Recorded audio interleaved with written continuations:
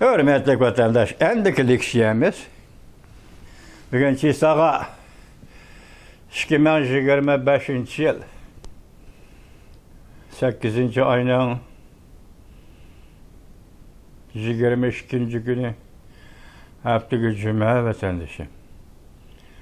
Bugün sizlerge sözleydiği leksiyemiz hazır müşünasetle sözleydiği leksiyemiz mavzusu mındak.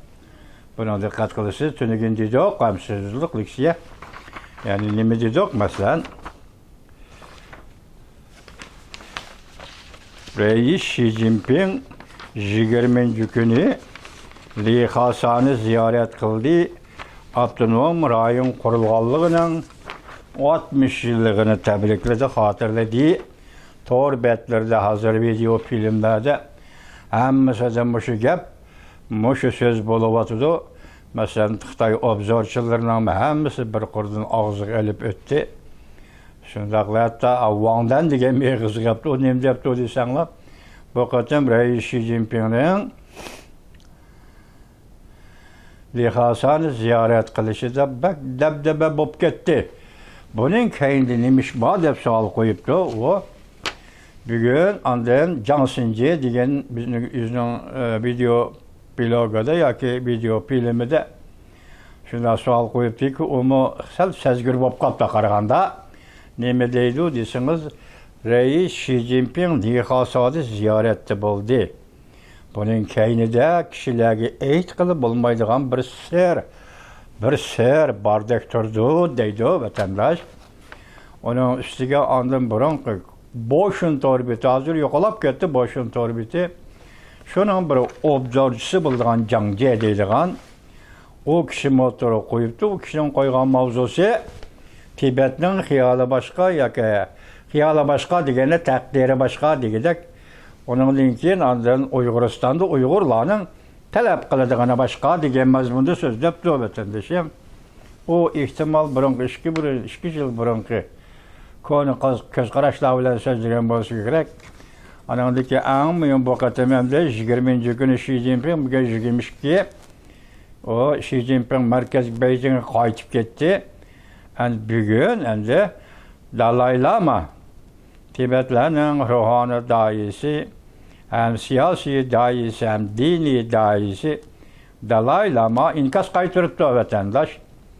Hazır toluk anlayanmadım, anlaşka fırsat gelmedi, hazır geldi. Lekin mavzunu elip çıktım sizge. Hazır sizlerge şunu tapşırımız bana qarap durun ha. Birinci mavzu mandak. Uygurlar bilen Tibetlerinin tallışı okşaşmaydı. BDH yığılıdan keyin Xi Jinping nima uchun Tibetga ziyoratga yetib bordi? Buning orqasidagi ishlar bak cho'ng bosh tortib qutulg'ili bo'lmaydi. Cangce'nin muhim noktaları 8. ayının 21. günü yuttu. Boşun torbitinin obzorcusu, konu obzorcusu, şu tavla okşar. Bugün bunun koygan mavzusu bek sezgürük vatandaş qarana. BDH yığın ahırlaştı. Yığın ahırlaştı Xi Jinping Li Hasan'a bağlı. Nim için Tibet'ki Li Hasan'a bağlı? Bunun arkasındaki işler bek çoğun. Baş tartıp kutulğulu bulmaydı. Cangce'nin mühim noktaları 8. ayının 21. günü YouTube. Ekranda Dalai Lama Tibetliklerge müracaat kıldı. Cumhuriyet Partiyasının 60 yıllık müstemlik hükümranlığa reddiye verdi ve red kıldı. Dalai Lama Cumhuriyet Partiyasının 60 yıllık müstemlike hükümranlığa reddiye verdi ve Cumhuriyet Partiyasının müstemlike hükümranlığını red kıldı. Xi Jinping iktidar sözü, qara qo'rsoq, zo'ravon hokimiyatni og'dirishning vaqti yetib keldi. Demak, hozir qarasangiz, Dalai Lama'nın söz ibora ishlatishida o'zgarish bo'ldi degan gap. Hozir qarasangiz, Xi Jinping burun vaqtlarda so'zlagan so'zga qaraganda endi Xi Jinping ahmak yoki qora qo'rsoq iqtidorsiz zo'ravon hokimiyatni og'dirishdan vaqti yetib keldi. Ya'ni Jungo Kompartiyasi hukmronligining Tibetga qaratgan milliy hukmronligini og'dirishdan vaqti yetib keldi. Asli mavzu Dalay Lama butun Tibet xalqiga murojaat e'lon qildi. Tibetliklar bek uzun qo'l bo'lib yashadi. Xi Jinping iqtidorsiz qora qo'rsoqdir. Zo'ravon hokimiyatni og'dirishimiz kerak. Xo'gi ta'sirotlar to'rbiti 8-oyning 22-kuni YouTube atamdash. Yana bir xabar. Bu qatam Xi Jinpingning yuqori tamanno bilan Tibetni ziyorat qilishi, tabriklash faoliyatlariga tantana bilan qatnashganligi, Xi Jinping faoliyatining kaynida, Xi Jinping gapining tagida gap borligini oshkorlab berdi. Hech kimga aytolmaydigan bir sir borligini oshkorlab berdi. Jansinje 8-oyning 23-kuni YouTube. Biz tunugun sizlarga nima dedik, vatandoshlar? Tunugun bo'da qolib qoldi. Jungoning obzorchilari yoki demokratik obzorchilar deb turaylik hozir bularni. Demokratik bo'lsin yana Xitoy. Demokratik obzorchilar tunugun tantirab qoldi, aldirab qoldi, nima ish ekanligini bilmay qoldi. Bir kun o'tgandan keyin bu ishga qarab baqsa, bu ish oddiy ish emas. Rais Xi Jinpingning Lixosani ziyorat qilishi oddiy ish emas. Jansinje debdi, buning gapning taqdida gap bor. Bu ishning kaynida bir sir bor debdi vatandoshlar. Dalay Lama pozitsiyasini o'zgarganini ko'rdingizmi? Dalay Lama Jungo rahbarlar to'g'risida qachon ashla gaplarni qilganini qora qo'rsoq. Masalan, Jungo Kompartiya hukmronligini og'dirib tashlaymiz, og'dirib tashlashimiz kerak. Murojaat Tibet xalqiga. Qachon ashla gap qilganini anglab boqqan vatandosh. Yo'q. Zo'ravon hokimiyatni og'dirib tashlaymiz. Xi Jinping qora qo'rsoq. Iqtidorsiz. Tibetlar bek uzun qo'l bo'lib yashadi. Murojaat Tibet xalqiga. Demak, nimdi? Vaqt keldi. Zo'ravon hokimiyatni og'dirib tashlaydigan vaqt keldi. Biz tunugun sizlarga nima dedik? Vatandosh, Xi Jinping Tibetga berib gavdalik qoldi. U yerda turishliq harbiy qismlar. Ya'ni Jungo Kompartiyasining mustamlik kuchi hokimiyati qo'g'daydigan va yoki shuning fundamental hisoblangan harbiy qismlarni mayordan yuqori darajaliklarning hammasini qabul qildi dedik. Ham so'ziga liksimiz shunday dedi, xayri xo'sh. Demakchi bo'lib keldi Rais Xi Jinping dedik. Xayri xo'sh degan so'zning ma'nosi bugun nima bo'ladi? Yana bir tarafdan Tibet rayonidan avval Jungo ozodlik armiyasi birinchi bo'lib chekinishi kerak vatandosh. Shu vaqtda Tibetning masalasi hal qilgan masala qatoriga kirdi vatandosh. Hozir mush alfozdan qaraganda bu tartib, bu kun tartib qachon yetib keldi? Qaysi shaklda yetib keldi? Chekinish davri kelganda xalqaro jamiyat aralashamdi qanday vatandosh?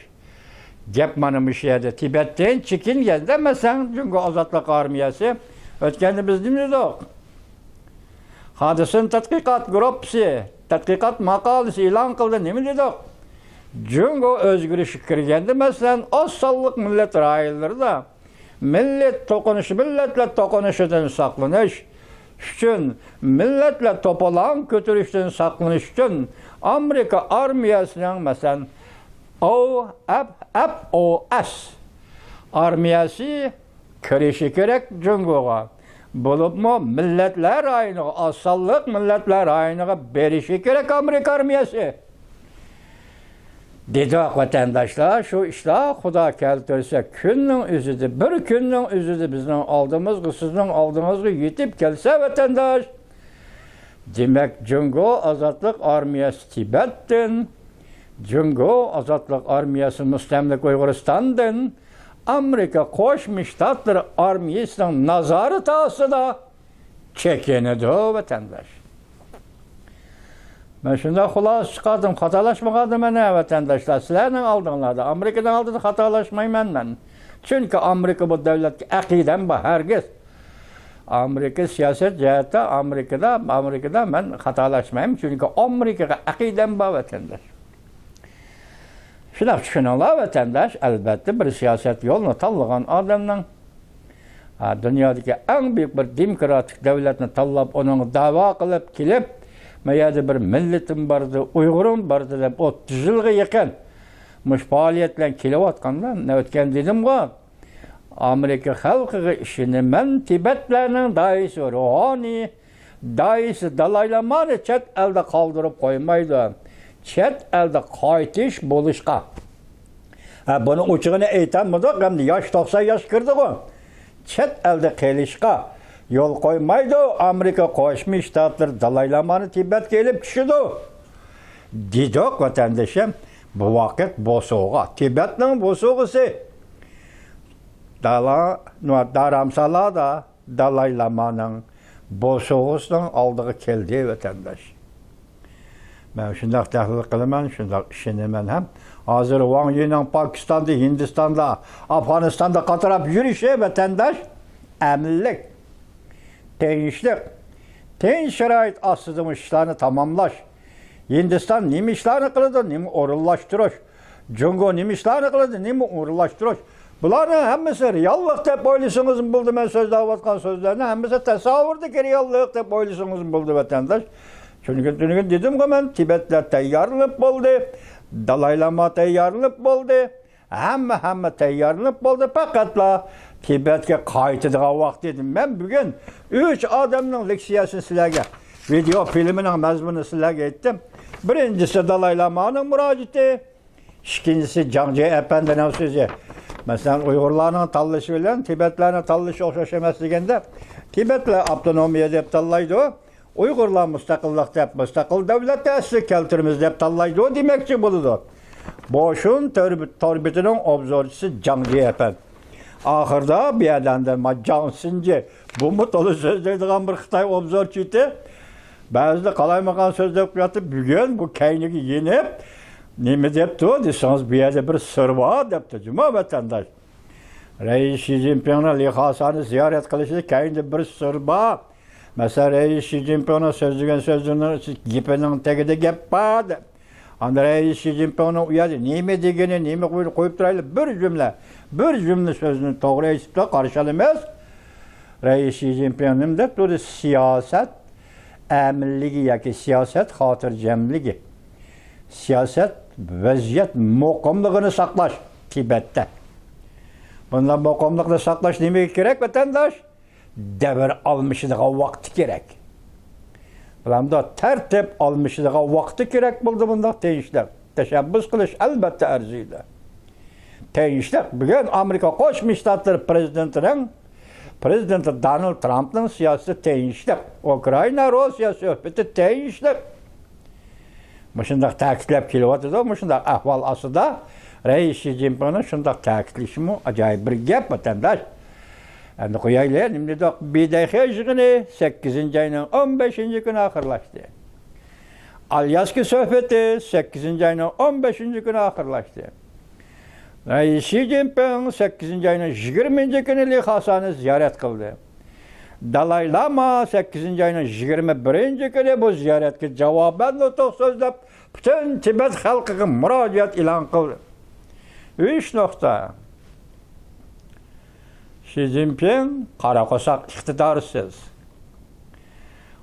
Tibetlar 60 yil, bek uzun yillardan beri qo'l bo'lib yashadi.